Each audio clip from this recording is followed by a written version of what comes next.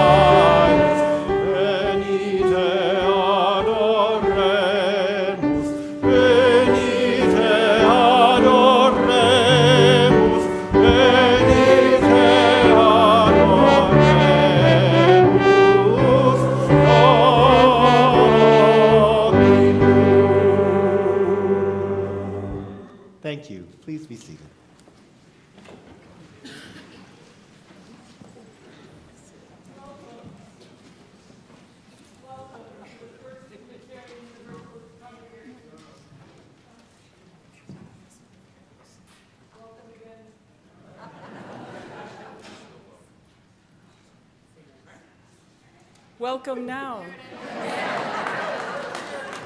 Beautiful. You're always welcome, and no matter how whether you can hear that or not, you are always welcome. And you are welcome to the First Unitarian Universalist Congregation of Ann Arbor. I am Reverend Theresa Rohlck, the Minister of Pastoral Care for this congregation.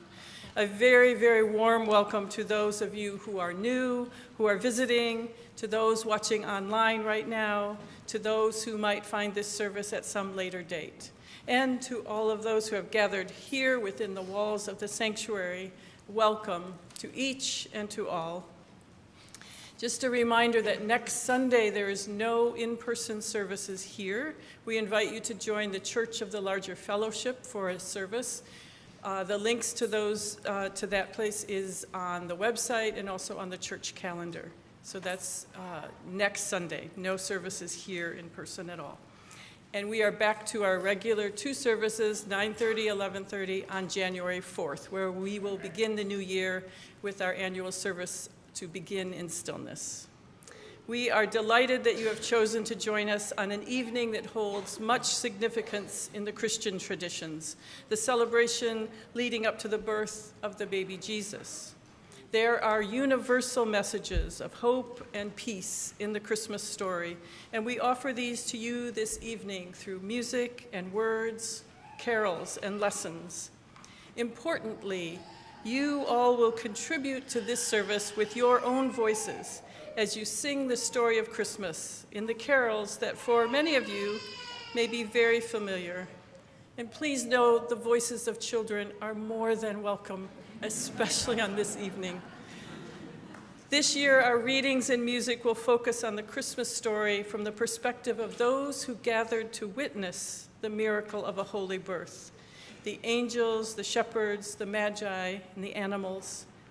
What lessons might we in this time in history learn from being present to that which is holy or sacred, knowing that as Unitarian Universalists, we have infinite expressions of what is holy? We have gathered in community. We are gathered for worship.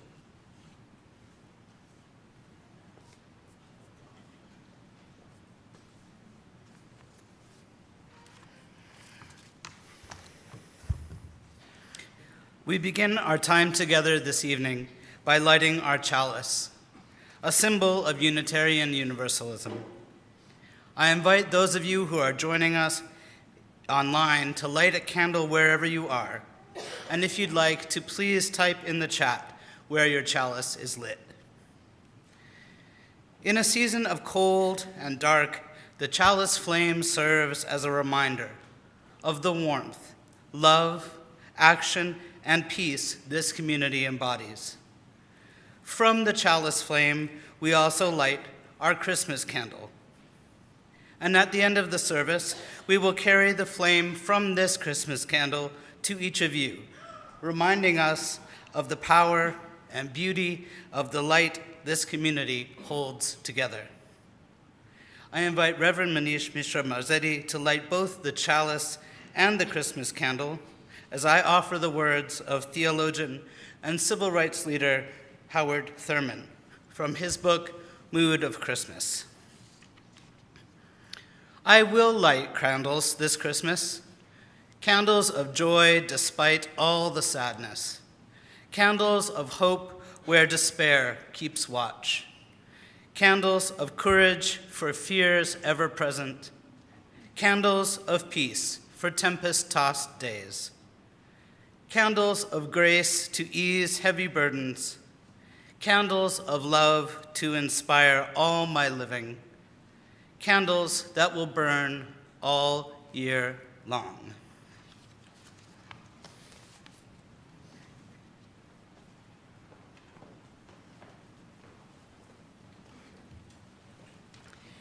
Each year during our special Christmas Eve services, our offering is designated for the minister's discretionary fund. This fund is used primarily for pastoral support and one-time financial needs that members and friends within the UUAA community may experience in a crisis, as well as for emergent needs in our community and in the wider world. This fund directly contributes to our community's ability to bring love, care, and the spirit of justice alive when these needs appear. No other fund or line item in our community's annual budget supports this kind of critical support. I am often the one to receive these confidential requests for assistance, and I am always struck by the complexity of people's lives and the circumstances that contribute to someone needing assistance. And I am truly grateful that in most cases, Reverend Manish can offer support on behalf of the congregation. And while you all will never directly hear the gratitude that comes back to us when we help an individual, please know that it is heartfelt and has made a difference. You have to trust me on this. The gratitude extends to you all. In the past year, we have offered many expressions of pastoral care, including flowers, gifts, and meals to individuals and families who need our love and support. Gifts of books have been given to support individuals' spiritual journeys. We have been able to offer one-time financial support to help bridge a financial need or help cover a medical bill. We have also offered support to justice-focused groups or organizations that are in line with our values, such as the Interfaith Roundtable of Washtenaw County, the Unitarian Universalist Service Committee, and DRUM, the Diverse Revolutionary UU Multicultural Ministries. These are just a few examples of the many things we were able to do with the community's collective generosity and commitment.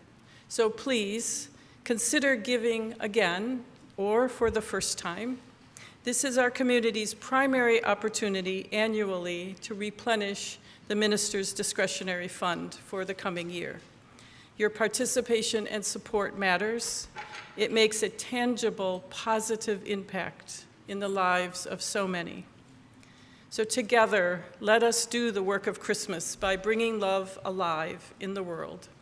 To give, you can text UUAA to 73256 or go to uuaa.org/giving and select MDF as the fund, or leave cash or checks in the baskets. I invite the ushers to come forward now. Our offering for the minister's discretionary fund will now be gratefully given and received, and I thank you for your generosity.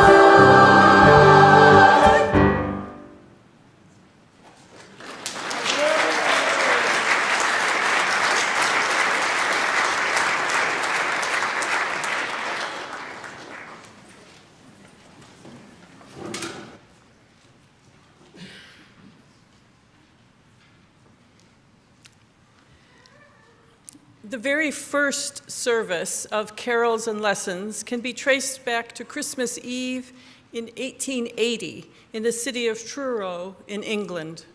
But it became more widely established as a Christmas Eve tradition after it was heard at King's College Chapel in Cambridge in 1918, in the aftermath of World War I.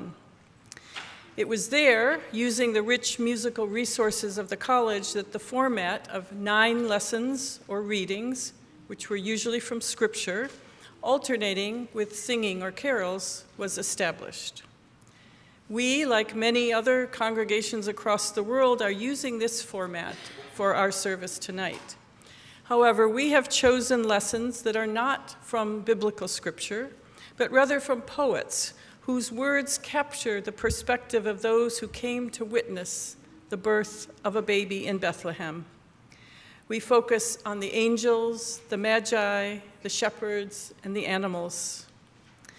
We now begin our time of lessons and carols with a poem by Sarah Teasdale called Christmas Carol.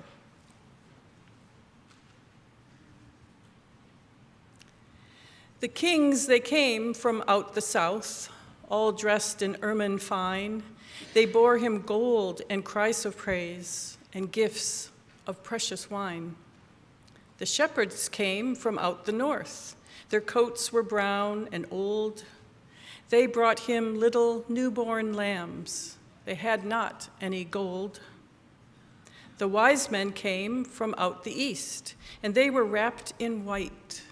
The star that led them all the way did glorify the night. The angels came from heaven high, and they were clad with wings. And lo, they brought a joyful song. The host of heaven sings. The kings, they knocked upon the door. The wise men entered in. The shepherds followed after them to hear the song begin.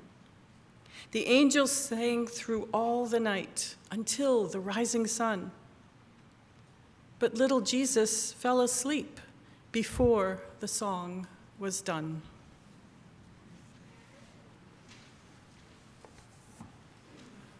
Please remain seated, but turn in your hymnal to number 228 as we sing together Once in Royal David City in the gray hymnal number 228.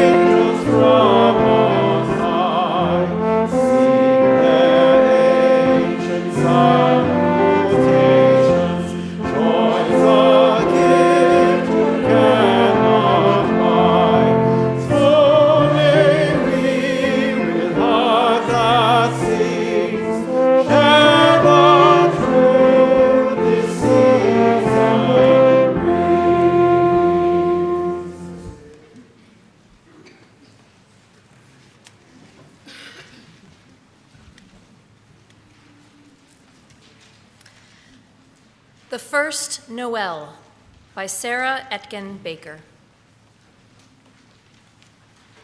The angels did not sing, not at first. Their silence split the sky like frost on stone, a pause between the stars' slow burst and the breath that would become the song. Noel, they'd say, but first, the dark, the shepherd's fire gnawing at the night, the lamb's pulse quick beneath his palm, the weight of wool, the itch of straw, the way a man might kneel without knowing why. Then, the air grown thick with wings, the cry like wine poured from a height, the name that broke the nameless dark. Noel, Noel, the root, the spark, the falling, catching light. Now we hum it, clean and bright, but the first Noel was half a scream, the sound a world makes when it tears and finds the seam is lined with gold. Would you rise as you're comfortably willing and able, turning in our gray hymnal to number 231, as we sing together, Angels We Have Heard on High, in the gray hymnal number 231.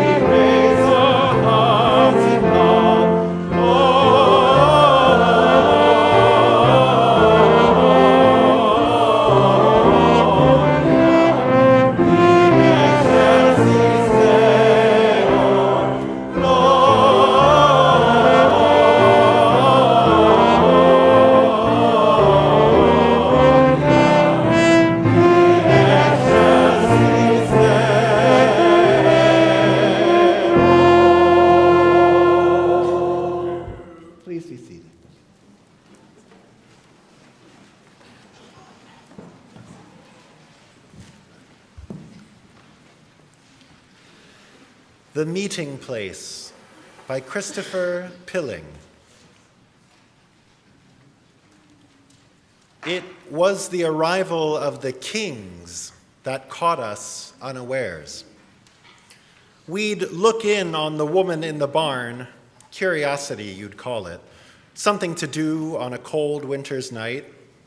We'd wished her well, that was the best we could do. She was in pain. And the next thing we knew, she was lying on the straw, the little there was of it, and there was a baby in her arms. It was, as I say, the kings that caught us unawares. Women have babies every other day. Not that we are there. Let's call it a common occurrence, though, giving birth. But kings appearing in a stable with a, "Is this the place?" and kneeling, each with his gift held out towards the child. They didn't even notice us. Their robes trailed on the floor, rich lined robes that money couldn't buy. What must this child be to bring kings from distant lands with costly incense and gold? And what were we to make of? Was it angels falling through the air, entwined and falling as if from the rafters to where the gaze of the kings met the child's, assuming the child could see? What would the mother do with the gifts? What would become of the child? And we'll never admit there are angels, or that somewhere between one man's eyes and another's is a holy space, a place where a king could be at one with a naked child, at one with an astonished soldier. Will you please remain seated as we turn again in our hymnal to number 259. We three kings of Orient are, in the gray hymnal number 259.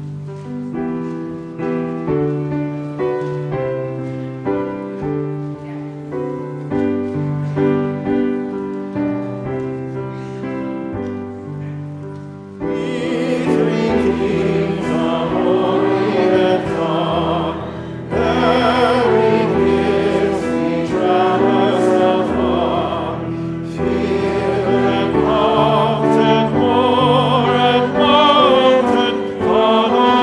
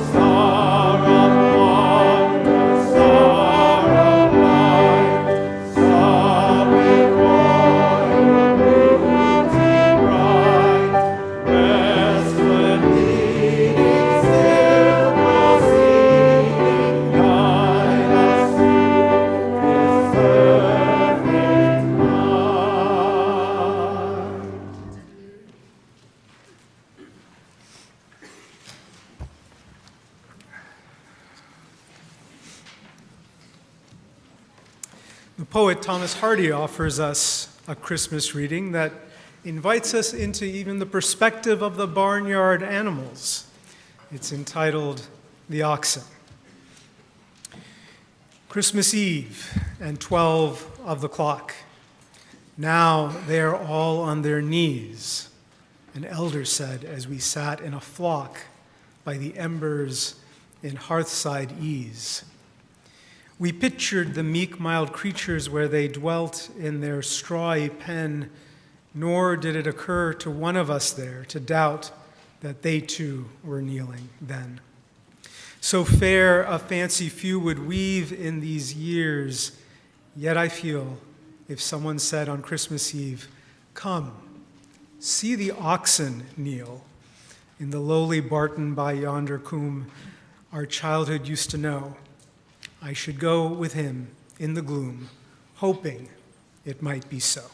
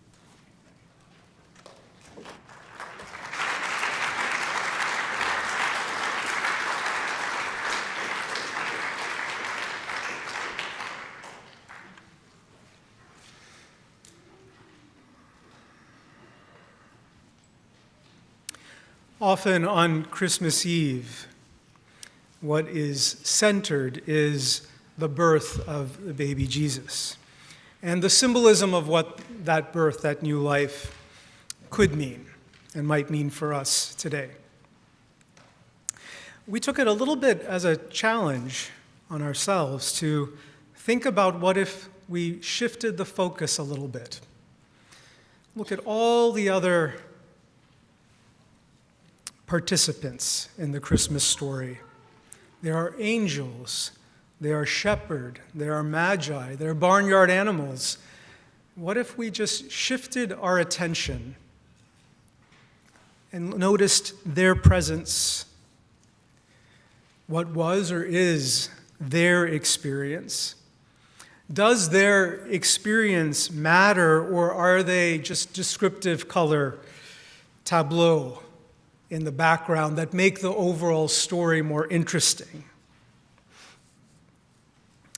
You know, as I pondered this just shifting of the perspective a little bit, I was reminded, I have a childhood confession.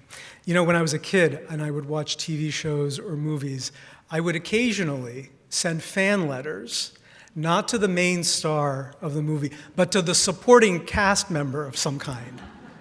Because I just thought that was fun. The main star everybody notices. But what about the other people who've worked so hard? Maybe they deserve a fan letter too. So every now and again I would do that. And I'll tell you, I always got a reply back. Always. Most famously, I had Robin Wright as a pen pal very briefly when I was a kid. So you know, that wanting to notice what's even on the margins, what isn't automatically centered, that's very Unitarian Universalist, by the way. So I kind of had that instinct in me even as a kid of wanting to notice the whole picture, to notice the entire tableau and shift my attention to various points in that tableau. Yet, in our day-to-day lives, most especially when we're going through challenging events or things that feel very big, implicitly, automatically, effortlessly, we consider ourselves as having the starring role in a movie that bears our name. That tends to relegate everyone else and everything else into the role of supporting cast member. And in making everybody else a supporting cast member in our starring role, we forget that every person is living a great adventure in which their role matters profoundly to them. So, what if we flipped that implicit, automatic assumption of starring role? And what if instead we each considered ourselves as having a supporting cast role? And what if the overall drama, film, movie, TV show didn't bear our personal name, but instead was simply titled Life? That would make each of us co-participants, each of us co-creators, rather than holding a starring role. And in that co-participant, co-creative role, there's a lot of power and beauty. As co-participants, we aren't just actors or agents doing things in the world. We're also witnesses. Take a moment and just think about the important, powerful times that you yourself have likely been witnessed. They're the obvious big times. Weddings, when we are witnessed and others lend their witness to us, witnessing love, flourishing, and promises that we as human beings can make to one another. At memorial services, witnessing the grief of another or a family, lending our care, concern, support.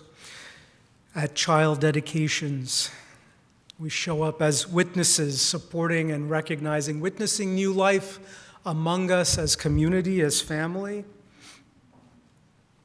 All the small day in, day out ways, when we call someone, when we send a note, an email, a message, when we send a small gift or flowers, something like this, to let somebody know we see them, we're present to them, that they matter. These are all times when we lend witness, when we lend presence. And even on a day like today, we lend witness to a story that has been passed down through millennia, to all the surrounding mythology, all the cultural practices, customs, traditions. We show up and lend witness, and it matters. In witnessing others, in witnessing traditions, in witnessing the unfolding of life, we hold with humility that the larger story is about more than any one of us alone. We are reminded that lending presence is an act of love, and that simple act of love can ripple in ways that are unimaginable.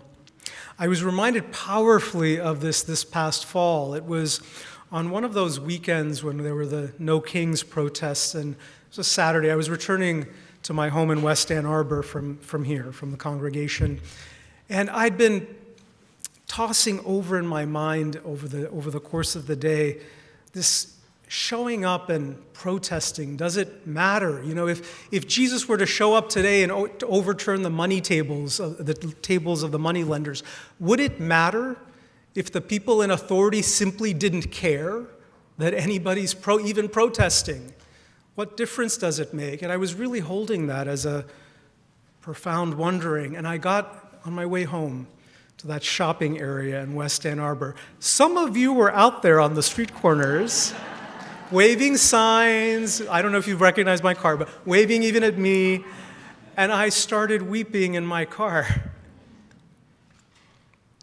And I recognized in that moment that I don't know if standing on the street corner was going to magically change what's happening in Washington, but we were showing up for us. We were showing up to remind one another that we weren't alone, and that offering of presence mattered. And it mattered to me in that moment. I felt less alone in that moment. I felt connected to others who were holding a similar set of values, a similar set of yearnings and aspiration for our society, for our nation. You know, in so many ways, in the presence of a doctor, a therapist, a minister, a friend, a spouse, family member, 12-step group, conversation circle, small group of some kind, our presence and our presence alone fosters connection, healing, growth, a sense of community, a sense of being connected to a larger purpose and meaning. And so this Christmas Eve, we together, as co-participants, we honor all the angels, all the shepherd, all the magi, all the barn animals. You know who you are. Because we all matter, and the gift of our loving presence is transformational. Know that, trust that, be that. Merry Christmas.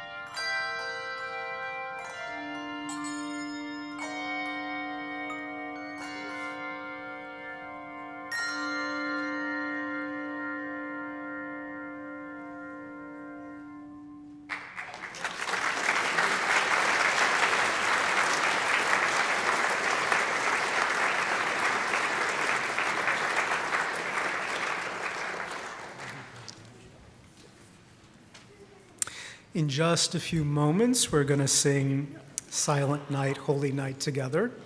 In preparation for that, if you need a candle and didn't receive one as you were coming in, the ushers have some extra ones. Just raise your hand and they'll come around.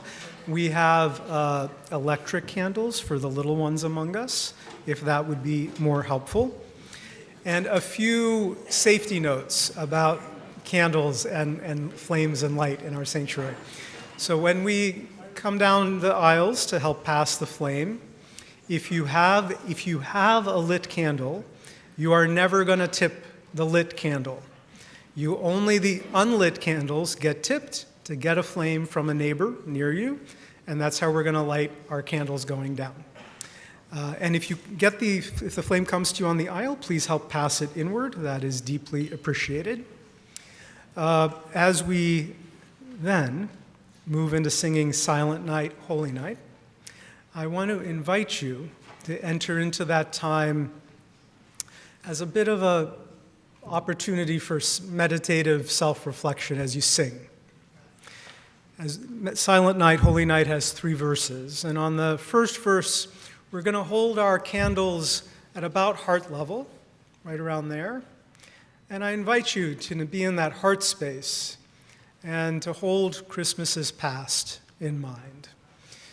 It's a beautiful time to honor this season as you have known it and experienced it over time, to honor those who may no longer be with us, be with you or your family, those whom distance of time or relationship has created separation or distance. Bring them to mind and hold them with love and care. It's a beautiful opportunity to do that. As we sing verse 2, we'll raise our candles, our flames, from heart level to eye level. And at eye level, you'll notice me kind of gaze around the sanctuary, and I invite you to do the same safely, not catching anything on fire, but just take a moment to look around, catch the eye of some folks near you, smile at them. Let that be your way of wishing them a Merry Christmas, to let them know that in the spirit of community, you see them. It's an opportunity to honor this Christmas present, and who's with you. Your family members, friends, your community, including those of you online. We're holding you in our hearts. So when you see us looking at that screen, that's us holding you in our hearts then as well. In that third and final verse, we'll raise our candles as safely and comfortably high as you're able, above your heads if you can. Lift them high up for a world that needs that light, that needs your love, your compassion, your caring. Let that radiate out from your heart, out into a world that so needs it. That will be our 3 verses of Silent Night, Holy Night, together. We're now going to come down the aisles and share our Christmas flame with you.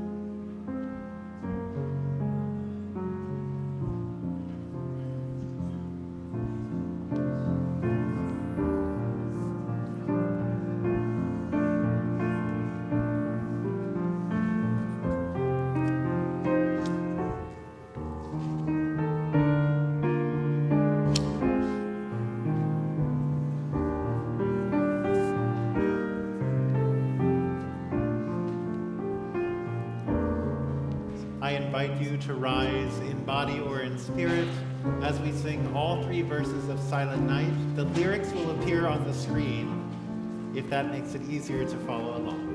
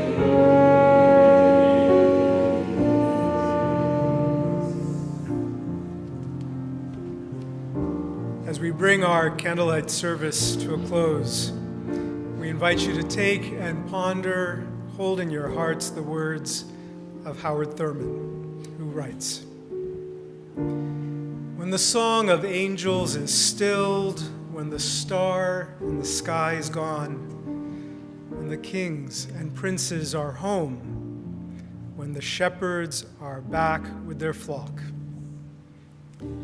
the work of Christmas begins to find the lost, to heal the broken, to feed the hungry, to release the prisoner, to rebuild the nations, to bring peace among the people, to make music in the heart."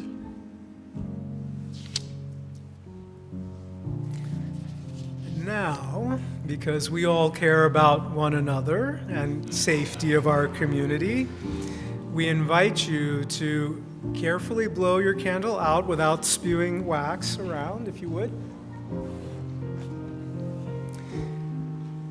And when you depart the sanctuary, there will be baskets available in which you can leave your candle. We now invite you to go in love, go in peace. Know that you are held in the care of this beloved community until we are gathered again. Merry Christmas, Happy New Year.